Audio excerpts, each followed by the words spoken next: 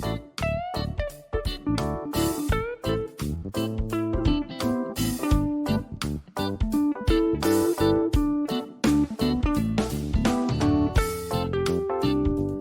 à tous et bienvenue dans cette update lecture, petite update lecture de mes livres du mois d'août. Je vais donc vous faire un récap des 6 dernières lectures que j'ai pu faire et je vous propose de commencer dès maintenant. Durant ce mois d'août, j'ai eu l'occasion de lire 6 romans et sur les 6 romans, il y a donc 4 lectures italiennes et 2 romances qui ne sont absolument pas italiennes pour le coup. C'était en accord avec ma destination de vacances puisque nous étions en Toscane pendant 15 jours, donc c'était l'occasion de lire un peu de la littérature italienne tout simplement. Je vous propose donc de faire un petit récap de ces 6 livres. Démarrons dès maintenant avec le premier roman que je veux vous présenter. Il s'agit de La Maison des Voix de Donato Carisi, qui est le premier tome d'une saga. On est donc ici sur un thriller psychologique et je vous avoue que ça faisait longtemps que je n'avais pas replongé dans l'univers de l'auteur. Donato Carisi, la dernière fois que je l'ai lu, c'était avec sa duologie très terrifiante du chuchoteur. Et je vous avoue que j'en ai fait des cauchemars, tellement c'est terrifiant comme ambiance. Donc j'y allais un peu avec quelques a priori.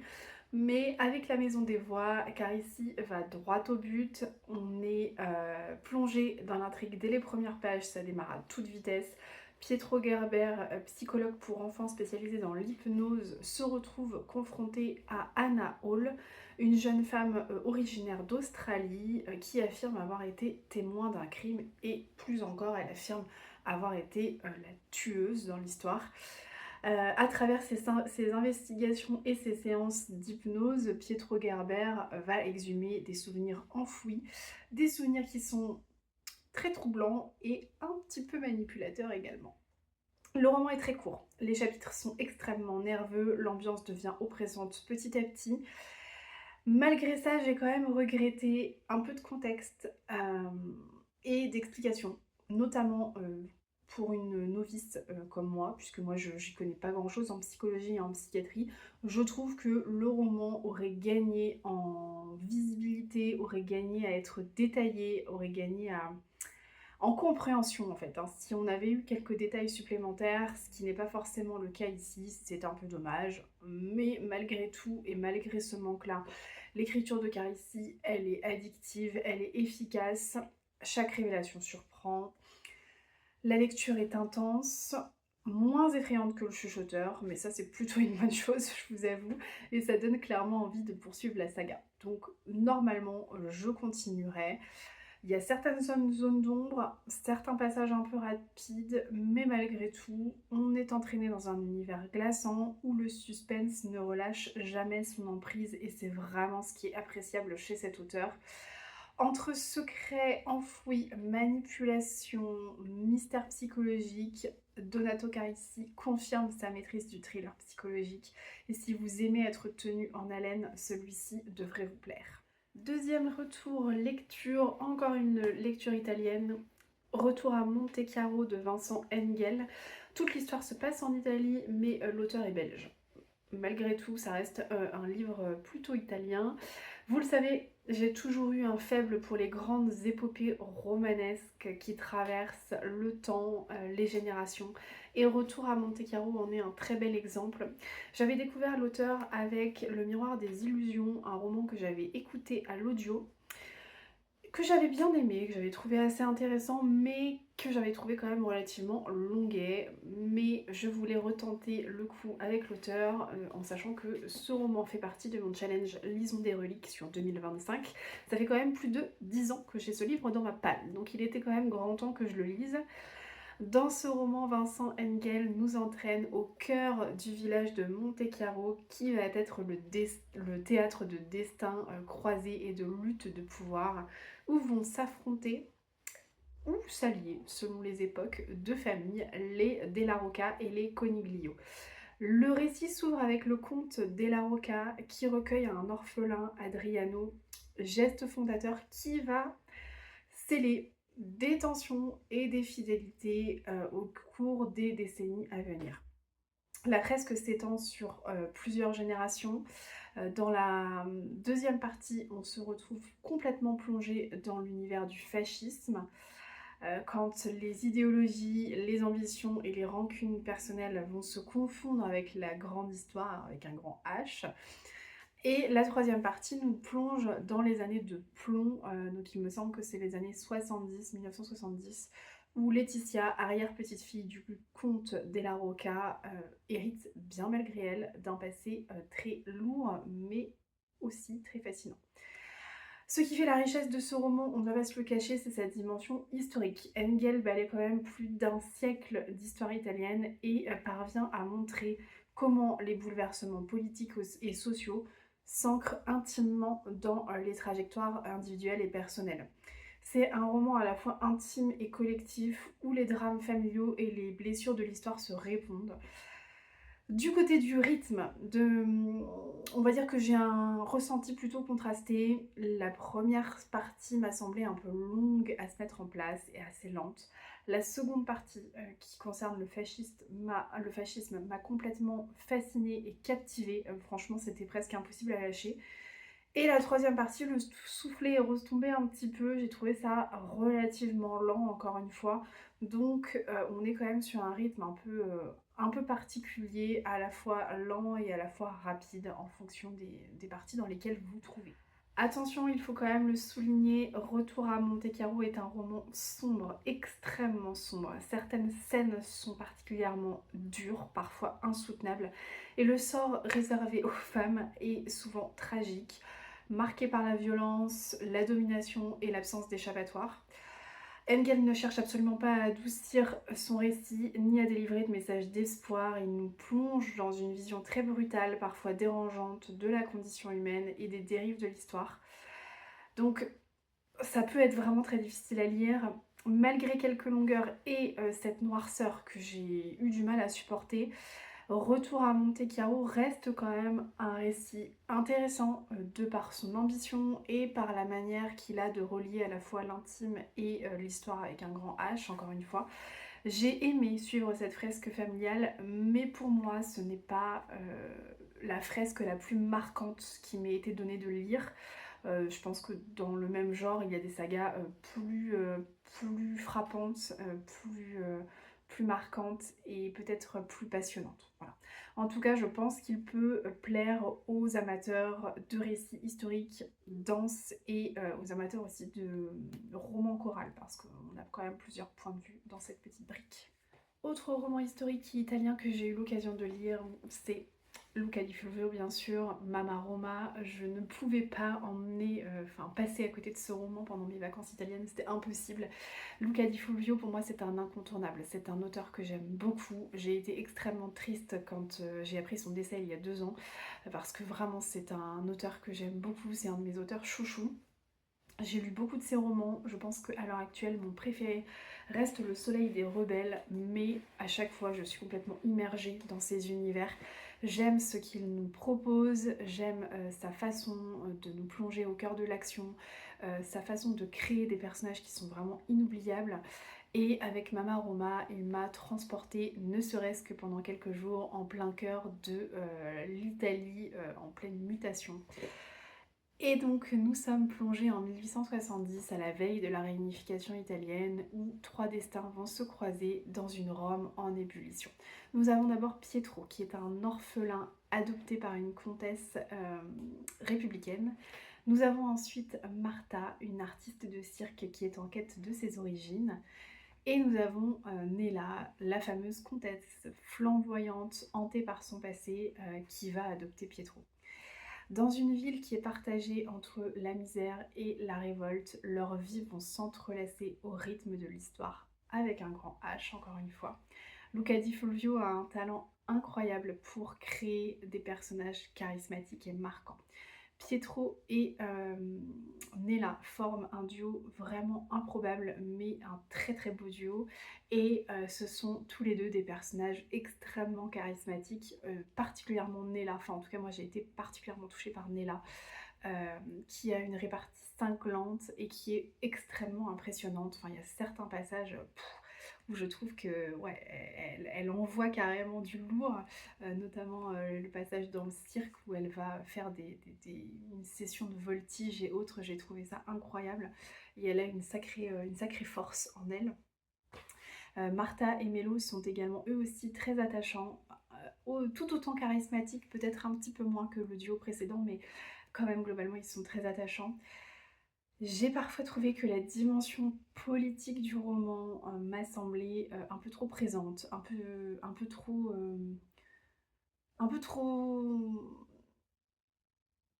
ouais, présente. En fait, ça alourdissait vraiment le récit à certains moments, et c'est peut-être ça que je reproche à ce roman. Mais globalement, l'histoire est tellement incroyable que bah voilà, on se laisse quand même facilement happer. Euh, Mama Roma reste une épopée romanesque vibrante qui m'a fait vraiment voyager. Attention quand même, on reste sur du Luca di Fulvio. Si vous ne connaissez pas l'auteur que vous avez envie de découvrir, allez-y, mais il faut savoir que c'est un auteur qui a une plume extrêmement addictive, mais extrêmement crue et extrêmement violente. C'est très cru, c'est parfois très prenant, ça prend un peu aux tripes et ça prend un peu à la gorge. Mama Roma est peut-être celui qui est le moins cru et le moins violent, mais quand même il y a des scènes qui sont assez marquantes. Il y a du sang, il y a des langages grossiers, il y a beaucoup de choses comme ça, donc il faut le savoir, si vous êtes un lecteur sensible, abstenez-vous, je pense. Mama Roma est un grand roman d'aventure, de passion et de destin croisé où la petite histoire va rencontrer la grande. On rit, on tremble, on s'émeut aux côtés des personnages inoubliables, le tout porté par une plume complètement immersive. On est sur un voyage intense dans la Rome du 19e siècle et pour moi c'est un roman à ne pas manquer. Le dernier roman italien que j'ai lu, enfin qui se passe en Italie, que j'ai lu cet été, c'est Un tourbillon de sable et de cendres de Amy Harmon. Il faut savoir que j'ai déjà lu cette autrice et pour le coup ça n'avait pas été un franc succès. J'avais découvert Ce que murmure le vent, que je n'avais pas franchement apprécié. J'avais trouvé cette romance cousue de fil blanc, très peu passionnante et ça m'avait vraiment pas marqué. Mais il faut savoir quand même que Amy Harmon, elle écrit beaucoup de romans historiques, des romans qui à chaque fois me font envie, enfin en tout cas la quatrième de couverture m'appelle à chaque fois, et Un tourbillon de sable et de cendres, ça faisait longtemps qu'il était sur ma wishlist. J'ai craqué, je l'ai pris sur liseuse avec moi pendant les vacances, et dans ce roman, on est plongé à Florence en 1940, au début des années 1940, où on fait la connaissance de la famille Roselli. Et donc cette famille est une famille juive et on va avoir un personnage qui va s'attacher à Eve, la fille de la famille, c'est Angelo. Angelo Bianco est orphelin et en fait il va grandir aux côtés de Eve, qui est de 2 ans sa cadette. Ces deux personnages sont complètement inséparables. Ils vont grandir, ils vont continuer à se côtoyer, sauf que Angelo va devenir prêtre, alors que Ève reste juive, hein, forcément. Bien évidemment, la Seconde Guerre mondiale éclate et bah, vous vous doutez bien que Ève risque la déportation, là où Angelo pourrait être le seul à la sauver. Étant donné qu'il est prêtre, c'est quand même plutôt une belle couverture. Voilà, donc on est plongé dans cette histoire-là, histoire qui, à mon sens, est très intéressante. J'avoue que je ne connaissais pas trop le rôle qu'avait pu jouer l'Église dans la Seconde Guerre mondiale et dans la lutte contre le nazisme. Donc je ne pouvais pas imaginer en fait qu'il y avait eu autant de choses et j'avoue que de le voir du côté italien comme ça, c'était très instructif, très intéressant. J'ai beaucoup aimé. Ça m'a quand même un petit peu réconciliée avec l'autrice. Mais, parce qu'il y a un mais, on est certes sur une plume très addictive, on est sur quelque chose qui se lit très bien, avec beaucoup d'action, beaucoup d'explications sur le contexte historique, et ça c'est vraiment très bon. En revanche, ce que j'ai un petit peu moins aimé, c'est la fin. Mais c'est un peu la même chose hein, qui s'était produit avec Ce que murmure le vent en 10 fois pire. La fin m'avait vraiment fait lever les yeux au ciel et ça m'avait laissé de marbre. Là, c'est un peu le cas. J'ai trouvé que la fin était, à mon sens, beaucoup trop simple, beaucoup trop happy end, beaucoup trop cousu de fil blanc. Et bah, ça m'a moins emballée. Ce qui est vraiment dommage parce que pour le coup, on va dire que les 70 premiers pourcents étaient très très bons. C'est vraiment les 30% de la fin où je me suis dit, bon, j'aurais préféré qu'elle choisisse une autre fin, que ça se passe d'une autre façon. Euh, c'est un peu tiré par les cheveux, à mon sens. Voilà. Alors, c'est toujours très agréable hein, de lire des romans avec une happy end, surtout en plein milieu de la Seconde Guerre mondiale. Mais pour autant, j'ai trouvé que c'était quand même assez facile comme façon de faire. Donc, clairement, ça m'a réconciliée avec l'autrice. Je pense que j'en lirai d'autres pour me faire une opinion un petit peu plus solide. Mais il y a un truc avec les fins à chaque fois. Il y a un truc avec les fins. Bref, n'hésitez pas à me dire si vous l'avez lu et ce que vous avez pensé de cette fin, justement. On a terminé avec les romans 100% italiens, donc je passe aux deux romances que j'ai pu découvrir cet été. La première c'était Happy Place de Emily Henry, parfaite romance estivale que j'avais terriblement hâte de découvrir. On est sur une romance qui se passe dans le Maine pendant la fête du homard entre un couple d'ex-fiancés obligés de jouer la comédie devant leurs amis. Donc forcément j'étais extrêmement curieuse. Après avoir autant entendu parler de l'autrice, je ne pouvais que craquer et je suis ravie de l'avoir fait. En toute honnêteté, ça a été une très bonne lecture. Dans Happy Place, on suit Harriet, une future neurochirurgienne qui s'est installée à San Francisco, et Win, son ex-fiancé, qui est reparti vivre dans son Montana natal après avoir rompu par téléphone. Leur histoire semble terminée jusqu'au jour où leurs amis communs organisent une semaine de vacances dans le Maine et pour ne pas briser l'ambiance, Harriet et Win vont devoir faire semblant d'être encore ensemble. À première vue, rien de révolutionnaire, une bande d'amis, un huis clos estival, le trope de la seconde chance mêlé à celui de la found family. Mais pourtant, j'ai été complètement happée. L'atmosphère est vraiment délicieuse, on a l'odeur du barbecue et de l'iode, on a le goût du homard presque tangible, on a les après-midi insouciants, les moments suspendus propres aux vacances. Émilie Henry parvient à rendre tout ça vraiment vivant. Moi qui n'avais pas encore trop exploré le trope de la seconde chance, je suis même pas sûre d'en avoir déjà lu, j'ai vraiment été séduite. J'ai adoré la complicité immédiate entre Harriet et Win, pas besoin de repartir à zéro, ils se connaissent déjà par cœur, ce qui rend leur relation bien évidemment intense et touchante, et ce qui est aussi appréciable pour le lecteur parce que on ne repart pas à zéro, on ne perd pas de temps. Donc ça c'est génial. On ressent leur amour à chaque page ou presque, on ressent leur douleur aussi, leur alchimie est complètement évidente et ça rend la lecture complètement immersive. Le côté Found Family est également très bien amené, on est sur un groupe d'amis extrêmement attachant, plein de failles mais profondément soudés. On espère vraiment que chacun va trouver sa place et que les tensions vont finir par s'apaiser. Malgré tout ça, ce n'est pas un coup de cœur. Pourquoi? Parce qu'à mon sens, le thème central repose surtout sur le manque de communication en fait entre les personnages principaux. C'est réaliste, certes, c'est très très réaliste, mais pas assez percutant à mon goût pour en faire entre guillemets une lecture mémorable. Ça restera pas dans mon top 10 des histoires d'amour inoubliables, loin de là, pas comme In the Likely Event de Rebecca Yarros par exemple.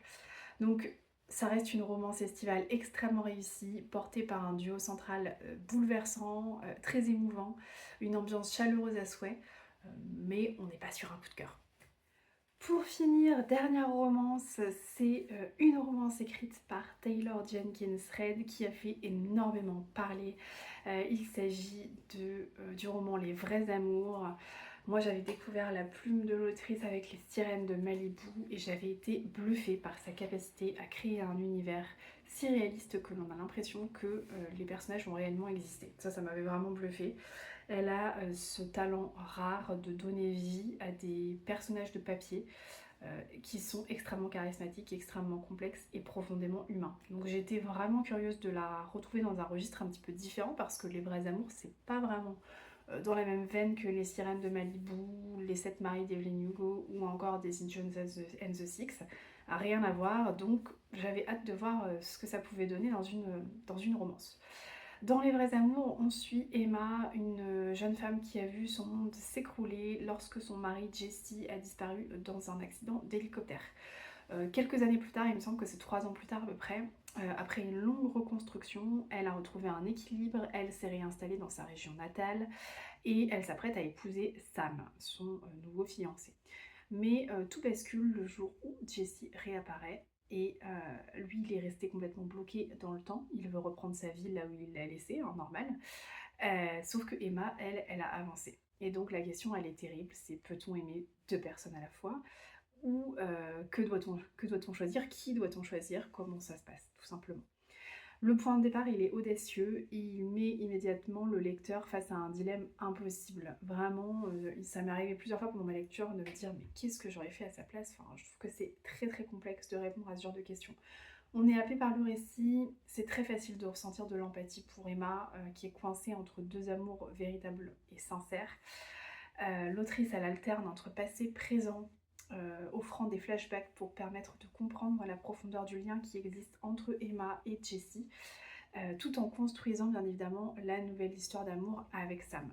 La narration elle est rythmée, elle est très efficace, mais j'ai quand même regretté quelques petites choses. J'ai notamment regretté le fait que l'on passe un peu sous silence les 3 années de disparition de Jessie. On ne sait pas trop ce qui s'est passé en fait pendant sa disparition, on n'en parle pas.